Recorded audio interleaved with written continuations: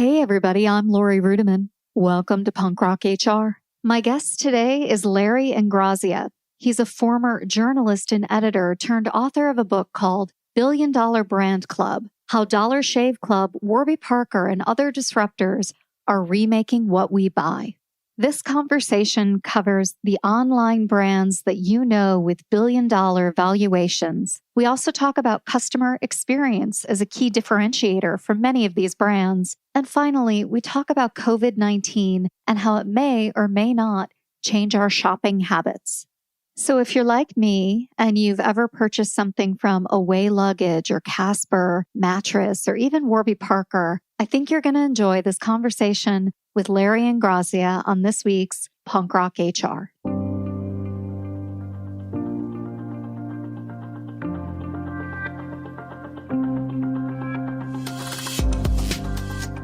Hey, Larry. How you doing? Hi, Lori. Nice to meet you. Yeah, nice to connect. Well, it's been a long time coming. I've been pinging you for a while to come on the podcast, and that's because your book, The Billion Dollar Brand Club, has been incredibly popular in my social circle. So it's a real honor to have you on the podcast today. And I wonder if we can get started by you telling me about your book. What's it about? Well, not long ago, like probably just about everyone else in America, I began seeing a lot of new brands I'd never heard of for razor blades, eyeglasses, mattresses, and bras. And, I thought, what is going on? And this resonated particularly with me because I knew about Dollar Shave Club actually before it got started. I had known the guy who started it. He was an entrepreneur. He had worked in digital marketing. And I remember this was back in 2011 when I first heard his idea to start a razor blade company that he was going to compete with Gillette. And I thought, and I didn't say it to him, but I thought, that is maybe the dumbest idea I have ever heard. As a young journalist, I've been a business journalist for a long time. As a young journalist, I had actually covered Gillette. And it is one of the most powerful brands, not just in the U.S., but the world. It has great products, it has great advertising, and it's maintained a 70% market share for decades. And so I thought, this is really, kind of a non-starter of an idea. And by the way, I don't think I was alone. I think any expert in consumer products who heard this idea back in 2011, 2012, when the brand was launched, would say, kind of impossible. And yet in 2016, I was driving to work and I heard on the radio that Dollar Shave Club had been bought for $1 billion by Unilever. And I thought, oh my gosh, was I wrong? And not just me, but just about everybody else. And my second thought was, how did this happen? How did what I thought was impossible become possible? Nobody thought that the razor business could be disrupted, but Gillette's market share fell to the low 50% range.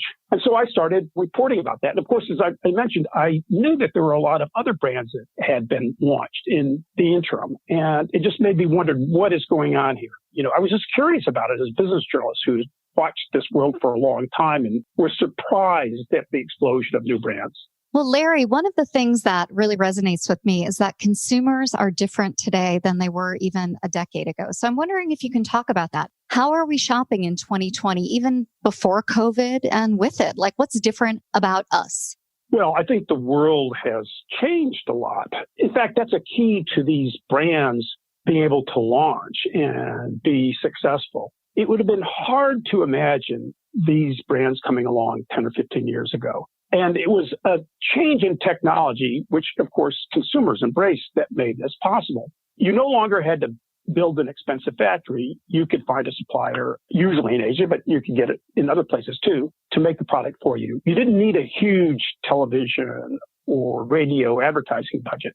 Social media would enable you to reach consumers very directly, very targeted, the ones that are most likely to buy your product for even just thousands or tens of thousands of dollars, a pittance compared to the past. You didn't need retail shelf space.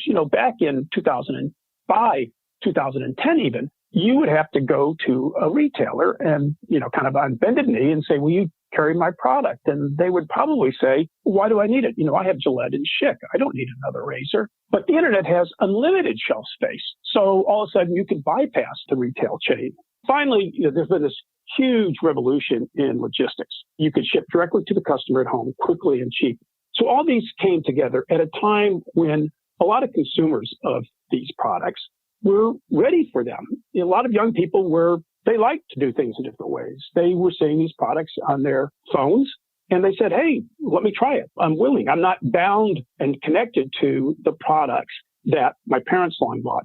And, oh, by the way, most of these products, and I think this is the key to their success, spotted a problem and figured a way to solve that problem. I think that's the key to success of just about any business, but it was really important for these companies that really appeal to customers. Well, I love that point about solving a problem. And you talked a little bit about Dollar Shave Club, but I wonder, what's another story about a brand that really surprised you? And what does it take to create a product and a brand that will be around for the long term and have value? Are you tired of talent and HR podcasts that sound like corporate training videos? Same. Talentless is the no-fluff show about hiring, leadership, culture, and what's actually going on in the world of work. Talentless is a podcast for recruiters by recruiters. Hosted by Desiree Goldie and Ashley King, they're smart, occasionally salty, and never afraid to say what everyone else is thinking. Listen wherever you get your podcasts and subscribe at talentlesspodcast.com.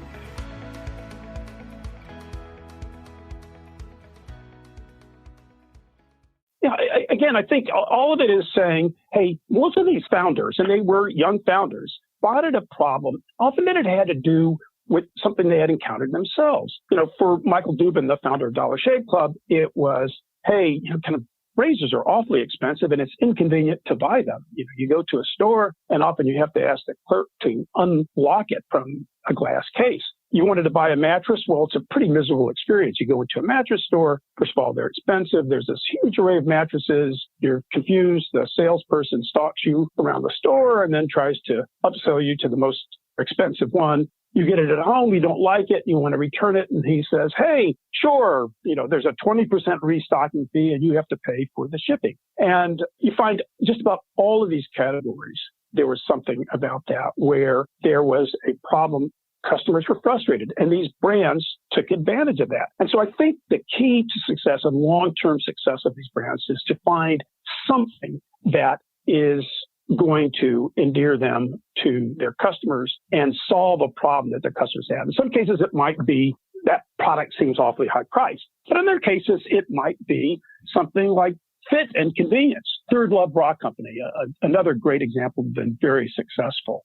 Most women don't like bra shopping. It's not the greatest experience. And plus, it's hard to find a comfortable, stylish bra. And so the founders of that company, it was a husband and wife team, Heidi Zek and Dave Spector, said, hey, how about if we figure out a way to make a quality bra that fits better, because we're going to get you to answer questionnaires and over time use artificial intelligence, machine learning to make sure that fit is good for you, because we're going to, kind of ask you a bunch of questions about what you now wear and what you think your size is. And then, oh, by the way, we're going to send that to you and let you use the bra, try the bra for 30 days. If you don't like it, you can return it. The only cost to you is going to be shipping. What's not to like about that? Yeah. And that brand has done extraordinarily well. Actually, their bras cost, kind of $60 to $70. That's more than Victoria's Secret, its main competitor. But people are willing to pay that if they get something that they perceive value, kind of value for money. In some cases, value for money it's lower price, but still a quality product. And sometimes it's higher price, but better fit. And the final thing I think is really critical to these companies is they're connecting with their consumers, because they're selling a lot of their product, in some cases, most of their product online. The brand is kind of relating to you, learning what you like, what you don't like, and always trying to provide better customer service. I think that's actually one of the big keys of the success of Warby Parker, which was one of the early movers in the direct-to-consumer game. Warby Parker, if you call Warby Parker, within 6 seconds, somebody's going to answer the phone. And they have really smart people online who can help you through your problem. They can figure it out. They can respond quickly. And really, there's you don't like the product, return it. That's fine. We're going to figure it out. Then they're going to gather all that data and learn if people don't like this particular frame, or if this prescription doesn't go well with this frame, then we're going to stop selling it that way. So there's a combination of things, not one thing, but they all come together to try to please the customer and make the buying experience more interesting, more rewarding, more satisfying in ways that I think that a lot of big companies have lost. Yeah, I love that point about the customer experience. And sometimes I found with these organizations that the customer experience may be better than the product itself. Like I'm on the internet all day, every day. And then when I'm not on the internet, I'm in my car on satellite radio. And so I've participated in this economy, right? And I've purchased from a lot of these brands, whether it's luggage or mattresses or glasses. And I have found that I'm really excited about the experience. And then the product isn't necessarily what I thought it would be. So I just wonder, is $1 million brand a $1 million company? Can you talk about the numbers behind that a little bit? So the name of it is a $1 billion brand. Dollar Shave Club sold for $1 billion. And these are companies that have a valuation of $1 billion or more. It's not that they have $1 billion in sales or more, but it really is to evoke the potential of these companies. And I think that you make a good point. In the end, you have to have a product that is good or at least good enough given the price. Now, I did a lot of research on Dollar Shave Club and the razor market in writing the book. And most people say that Gillette is a better razor technically, right? But it costs twice as much. And for a lot of people, a razor that is 90% as good and costs half as much is a great value. Now, is that good for everybody? No, but it is a good product. And I think the same thing that you could say, whether it's Away, Allbirds shoes, Glossier, whatever, in the end, the product has to be good or good enough, or it won't be around. So, getting back to one of your questions, what does it take to be long-term successful? You have to have a product that people are going to recommend to other people. I like this product. The experience is good. The price value equation is good. The convenience is great. I'm going to keep coming back to it. And if you don't have one of those things, if you aren't really solving a problem, it's going to be hard for you to be around long term. Well, that certainly makes sense. I also wonder what COVID-19 will do to some of these brands because, many of these companies in this economy are not need to have items, right? Like they're not selling me things that I need to have on a regular basis. Like Away, for example, and I have to do full disclosure. I have a relative who works at Away. They recently went through a round of layoffs because nobody's traveling right now, right? And sales are down. So I just wonder, what are your thoughts on this economy and what COVID's going to do to it? That's a great question, Lori. And I think that there are two thoughts. First of all, a lot of these companies would be categorized as startups. They're young companies. Every young consumer products company or almost young company in America right now is under stress, full stop. It's hard enough to succeed when the economy is growing and things are going well for people. And it's extremely difficult in a time like this, especially if you're still ramping up and you're still trying to build your business. And so I think there is a risk because of this that some of these brands that might otherwise be successful, just like other startups, whether they're restaurants or dry cleaners or whatever, that otherwise might be successful, are going to have a hard time surviving. And I think that is unfortunate. Now, the one thing that offsets that here is I do think that the long-term trend toward e-commerce is going to be accelerated. So right now, depending on the category, roughly 15 to 20, 25% of sales might be online. Okay. In some categories it'll be lower, some categories it'll be higher, but I think, kind of 85% of sales traditionally have been done in retail stores. Now, my expectation was that in the next 5 years, that would steadily decline and you'd have people buying more and more online, which is good for these companies because they are experts at selling stuff online. I anticipate that will accelerate. Now, I don't know exactly how much that will accelerate, but it will accelerate in some areas by quite a bit. For example, for the first time, a lot more people are buying groceries online. And I think that, once you do it and you have a pretty good experience doing it, your likelihood of continuing doing it when things get back to some semblance of normalcy will continue. You'll say, hey, that was pretty good. It saves me that trip, kind of, especially if it's on a Saturday or Sunday and, I'm working hard and that's 2 hours. Yeah, I think Kroger is starting to pilot some stores like this in the Midwest that are online only stores. You never even go in. People just pick it for you and they substitute for you as appropriately and they communicate that all to you through the app and then you go on your merry way. So, and some people might have been, that's kind of interesting. In the past, some people might, that might have been interesting. I'll try it someday, but I don't know when, and they don't get around to try it. Now they're like, hey, I'm going to try it. And then there are other categories where I actually think that there's another impetus. Even before COVID, after the book came out in late January, before things shut down, people would ask me, what areas do you think might hold a lot of potential for direct-to-consumer growth? And I said, one thing that I think is a bit untapped so far is healthcare. Healthcare is something that is really complicated. You're often, kind of sitting in doctor's offices. There's just a lot of inefficiencies in healthcare. And remember, kind of going back to the beginning of our conversation, inefficiencies, whatever they are potential opportunities if you are an entrepreneur. Well, I don't know about you, but there are a lot of people now who their main contact with their healthcare provider is via telephone.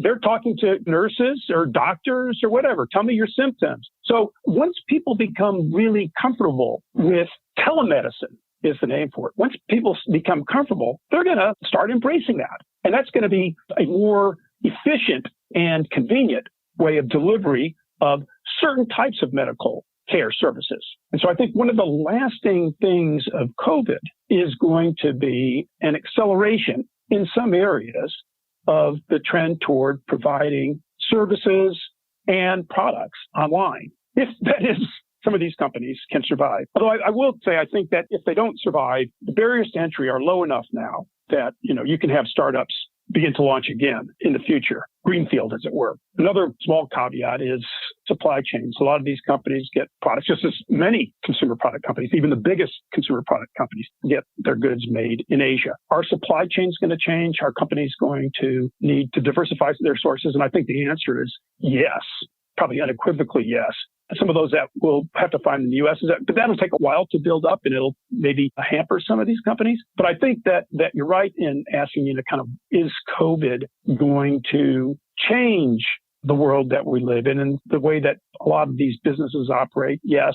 Is it going to hurt some of these companies? Absolutely, as many other companies, but also it's going to present opportunities for some. I mean, look at Amazon, obviously not a startup, but if it's any indication, kind of its stock price is one of the few that is up since all this began because it's an expert at delivering goods online. And I know that some of the other, there's a chapter in the book on the logistics revolution, and there's a company that developed robots for warehouses called Locus Robotics. And I think they're doing very well. And they see this as huge potential because e-commerce will increase demand for the robots they make.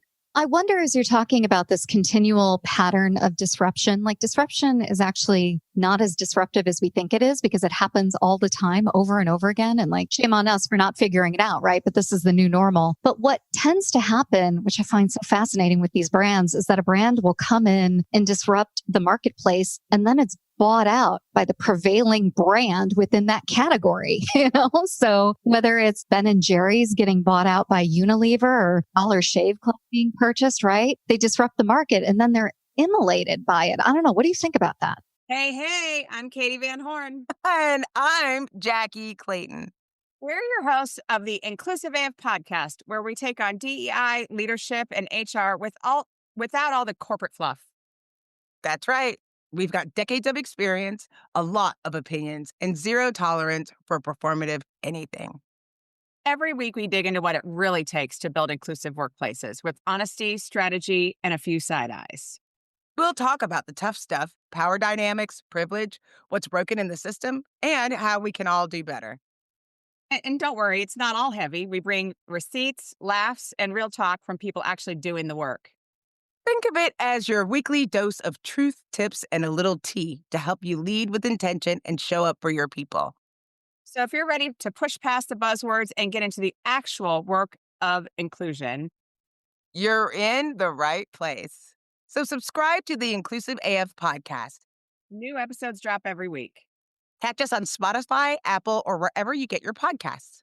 We'll be here breaking it down, one inclusive convo at a time. Well, Dollar Shave Club actually is an interesting case because it was bought by Unilever, which was not in the razor business. It's a rival to Gillette, which is owned by Procter & Gamble. So it was acquired by a bigger company, but its model hasn't changed. The risk would be if they bought it and they raised their prices and, began acting like any other existing long-standing brand. Because the bottom line in all of this, from my perspective, is that competition is good. And in too many of these categories, whether it was mattresses, whether it's hearing aids, whether it's razors, is that there's been so much consolidation that the competition among the existing players is very limited. It's kind of cozy competition. They don't compete maybe on price. They tweak new little features to justify their high price.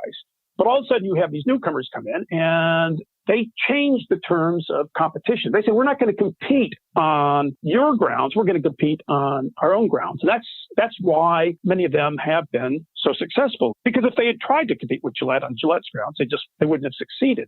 Yeah. Is the ultimate goal, though, to get acquired by the prevailing big company within your category? Like, wasn't Harry bought by Wilkinson's? Is that who bought them? Right. So this just seems to be the natural way this goes. By Edgewell, which owns by Schick. Well, it was going to be bought, but the FTC said it was going to try to block the merger. And so now Harry's is going to stay independent. So I think that, you raise a good question. I mean, obviously, these are entrepreneurs. They want to have successful businesses. To the extent that some of them have been financed by venture capitalists want to see an exit. They want to make money on their investment. That might be an IPO. That might be a sale of the company. But I think some of them want to stay independent as well. I think Warby Parker would like to do an IPO. I think Allbirds, again, very much of an innovator, and their innovation wasn't necessarily a lowest price, but they made shoes, very comfortable shoes with all renewable products.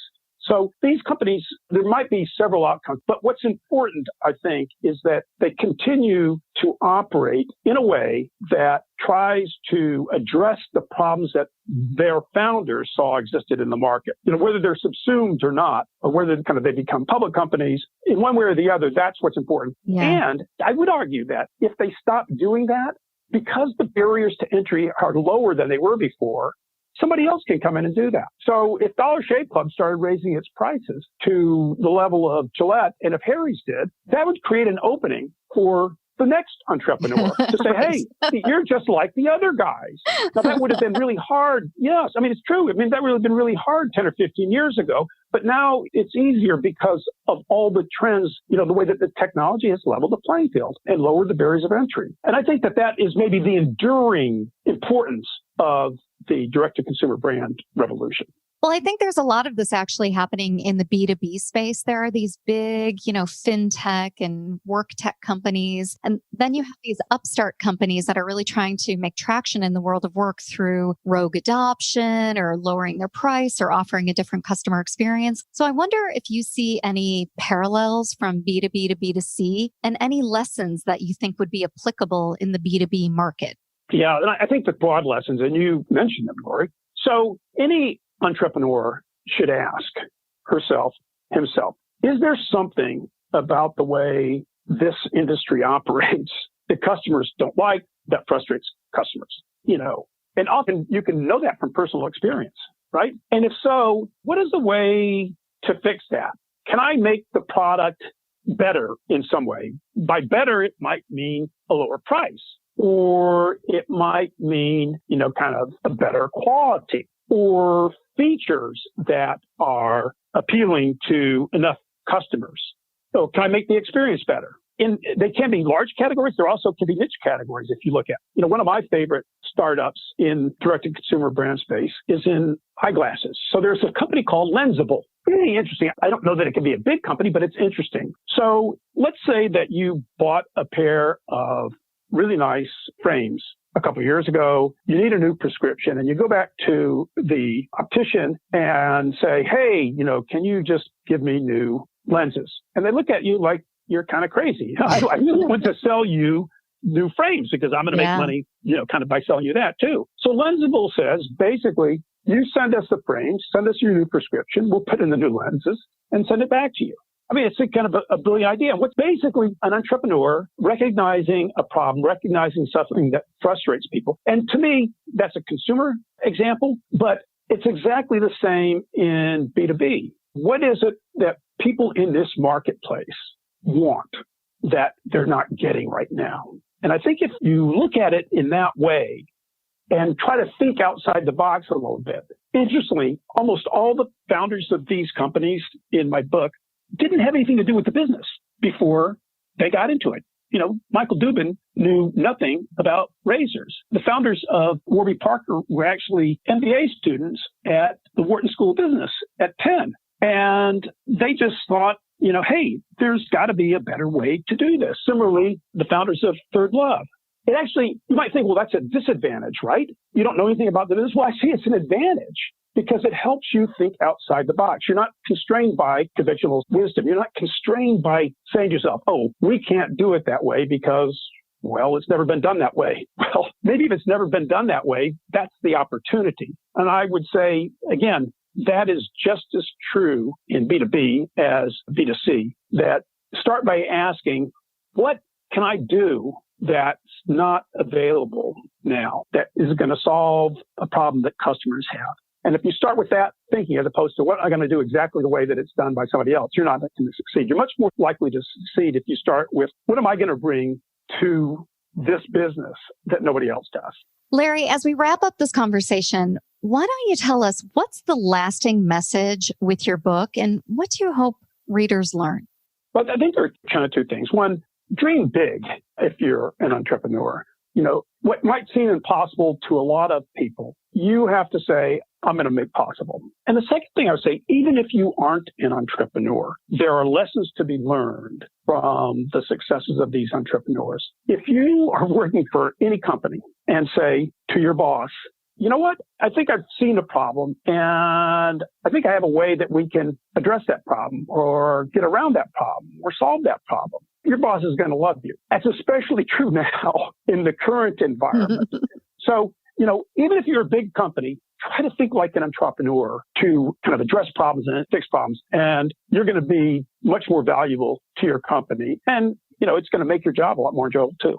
Love it. Love it. Well, thanks again for being a guest today, Larry. It was a real joy to learn about you and to learn about your book. My pleasure. Thank you. Hey, everybody. I hope you enjoyed that conversation with Larry Ingrassia. For more information on the book, the brands mentioned, or supporting articles that just get us all a little bit smarter about customer experience and solving problems, you can head on over to lorirudiman.com/punkrochr-106.